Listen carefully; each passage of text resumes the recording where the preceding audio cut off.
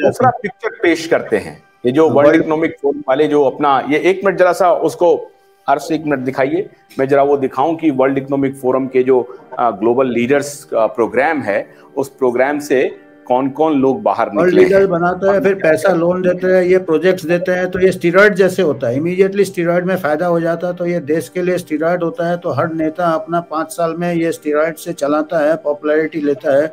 Long run में हानिकारक हानि जो होता है लोगों को नहीं पता चलता है, वो अगले गवर्नमेंट के सिर में थोप दिया जाएगा। देखिए, कोविड पासपोर्ट को लेकर के भी Rockefeller foundation are also involve with another foundation which is a covid passport for travel, the commons project. The commons project website was registered in 2018। अब देखिए, we believe that everyone should enjoy the full benefit of technology and data while maintaining control over their digital lives. We believe that communities are stronger when data is open and can be shared for the benefit of all.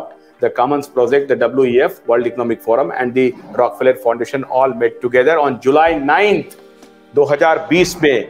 2020 में ये लोग सभी मिले, international cooperation on July, और उसके बाद ये तय हुआ कि ये जो कोविड पासपोर्ट का होगा वो भी हम लोग तय करेंगे, और डिजिटल डॉक्यूमेंट जो है सो वो हम लोग तैयार करेंगे, और कोविड सर्टिफिकेट्स भी कैसे बांटेंगे उसका एक फॉर्मेट बना। ये देखिए, डिजिटल डॉक्यूमेंटेशन बना, ये फॉर्मेट बना, और इस सब का एक संबंध है। ये सारा फॉर्मेट बना। वर्ल्ड हेल्थ ऑर्गेनाइजेशन भी इसमें पार्टी था। फिर उसके बाद ये इवेंट 2001 का हम आपको बता ही चुके हैं। इवेंट 2001 में क्या क्या हुआ, कौन कौन लोग उसमें शामिल थे। और ये देखिए, लॉक स्टेप नैरेटिव, यही जो था आपका डिजिटल करेंसी से था, लॉक स्टेप करेंसी, इसी में सर्विलांस और ये था। How does the central bank digital currency CBDC fit into all this? Fiat currency, the system we use today, has been failing since it was taken off the gold standard in 1971.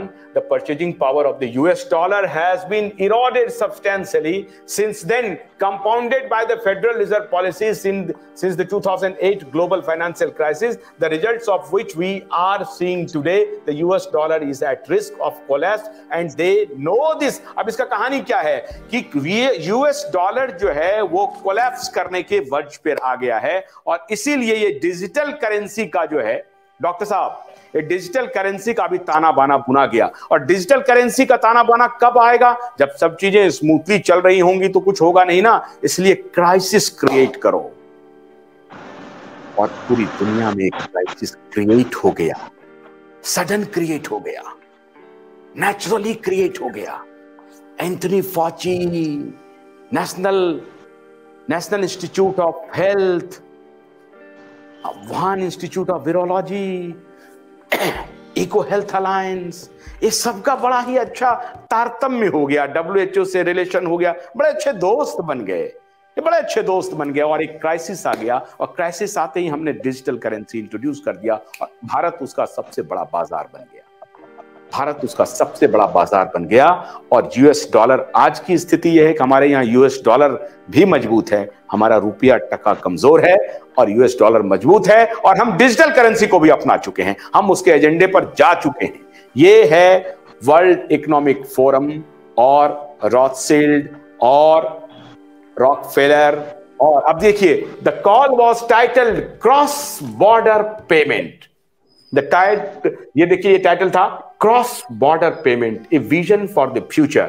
The most concerning part of the call was when Carstens was speaking at 24 minutes 37 seconds. ये बोल रहे थे उसमें, तो ये इनका था cross border payment, और वो डिजिटल पेमेंट की तरफ इशारा कर रहा था। इस तरह से इनके सारे, अब देखिए, फास्ट फॉरवर्ड एक और करते हैं।